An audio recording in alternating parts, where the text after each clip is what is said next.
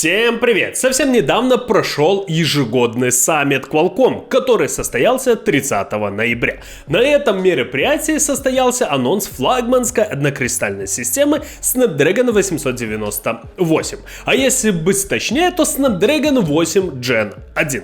Дело в том, что компания Qualcomm изменила схему именования своих платформ. Чип выполнен по 4-нанометровому техпроцессу и получил 8 ядер с супер ядром Cortex-X2, который работает на частоте 3 ГГц. Производительность процессора, по словам компании, выросла на 20%, в то время как графическая мощь выросла на целых 30%. Очень даже неплохо, но есть одно но. Фанатам компании Samsung придется очень тяжело. Ведь в списке производителей смартфонов, модели которых получат новейший флагманский чипсет, нет данной компании. В этот список попали Honor, Motorola, OnePlus, Oppo, Realme, Vivo, Sharp, Sony, Xiaomi, Redmi, Black Shark, ZTE и Nubia. Но речь сегодня пойдет о другом. Еще одной новинкой Qualcomm, показанной в ходе ежегодного саммита, стала игровая платформа Snapdragon G3X Gen 1. Она позиционируется в качестве основы для портативных геймерских консолей и предлагает продвинутые технические характеристики, а также внушительный запас производительности. Наконец-то теперь настоящие мобильные геймеры могут в полной мере почувствовать прелесть игрового процесса с данным чипом. И вот 2 декабря Qualcomm и Razer официально представили комплект разработчика портативной игровой консоли на основе 4-нанометрового чипа Snapdragon G3X Gen 1. Сразу скажу, что это прототип портативной игровой консоли. Тестовая версия консоли под названием Snapdragon G3X Gaming Kit уже доступна всем разработчикам. Сроки выхода коммерческой версии новинки пока неизвестны. А теперь поподробнее. С вами канал Техноум. Поехали!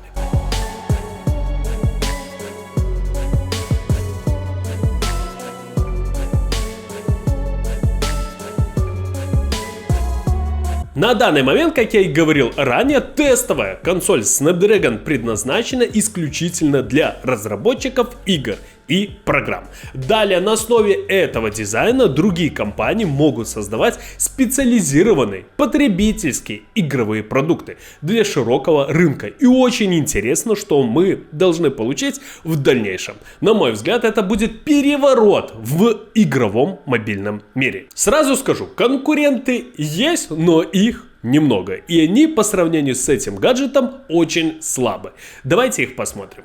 Итак, как всегда, я захожу на e-каталог, и что мы можем увидеть тут? Это, конечно же, Microsoft, Nintendo, Sony, Sega и так далее. Но нам нужны именно портативные консоли. И тут мы видим, что выбор небольшой. То есть раньше, да, Sony, PlayStation и Vita была очень хорошая консоль. Но сейчас основной конкурент консоли от Qualcomm это, конечно же, Nintendo Switch OLED модель. И именно OLED. Почему? Потому что мы получили тонкие рамки, получили нормальную подставку сзади. И она действительно, данная консоль, заслуживает внимания. А стоимость ее, как вы видите, от 37 до 44 тысяч. Разбежка достаточно большая. Но вы тут можете найти продавца, который вам предоставит максимум скидки. И для себя решить, стоит ли вообще рассматривать данную консоль к покупке. И что немаловажно, если у вас остались вопросы, задавайте их в обсуждении, вам обязательно кто-то ответит. Ссылочка на e-каталог будет в описании под видео. Итак, прототип портативной игровой консоли оснащен OLED-дисплеем на 6,65 дюйма. Разрешение, как и у всех конкурентов, Full HD+.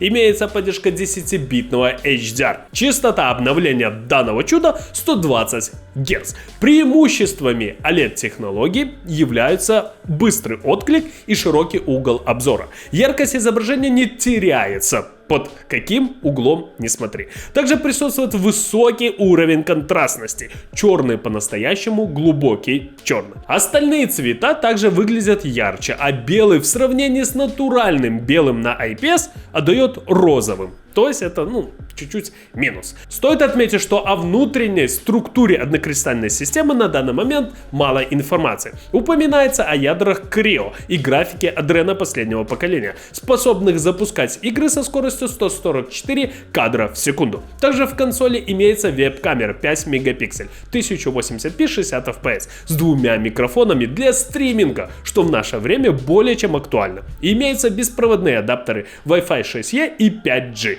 четырехполосные динамики с поддержкой Snapdragon Sound. Qualcomm заявляет, что данная сертификация будет означать не только, что устройство способно воспроизводить звук высокого качества, сообщается, что акцент будет сделан также на повышении качества передачи звука во время голосовых вызовов и снижении задержки во время игры до 89 миллисекунд. Кроме того, приоритетом является обеспечение высокой стабильности соединения. Консоль получит универсальный порт USB Type-C и другие фишки для геймеров. Для точного позиционирования положения джойстиков и клавиш геймпада применяется специальная технология IK-SES.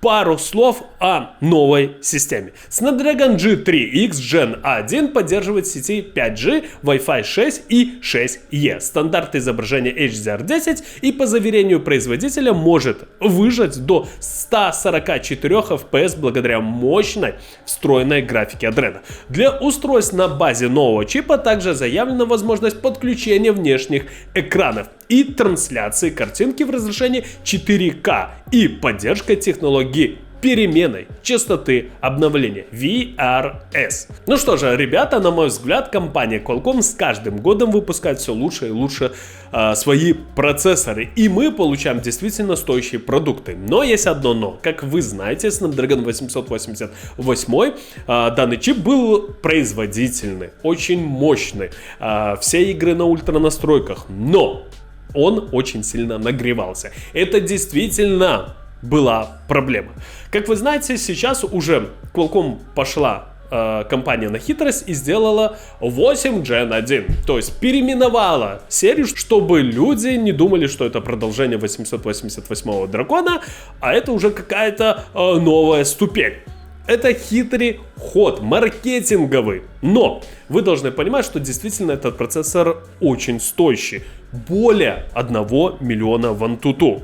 И вот эти все портативные консоли в скором времени обойдут все полностью консоли. Я в этом даже более чем уверен, потому что PS4 это хорошо, Xbox One X это тоже хорошо, но портативную консоль вы положили в карман, пошли, поиграли и без каких-либо проблем.